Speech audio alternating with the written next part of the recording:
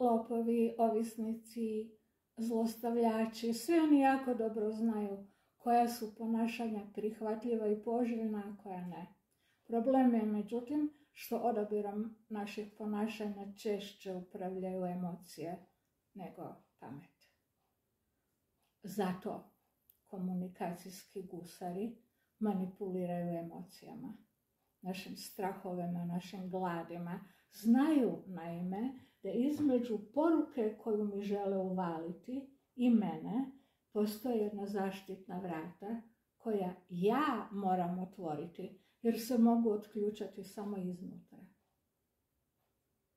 I eto vam obrane od svih vrsta gusara. Nikad ne otvarajte, ne otključavajte vrata dok su emocije uzavrele. Vaš razum ima šansu donijeti dobre odluke tek kad se emocije malo slegnu.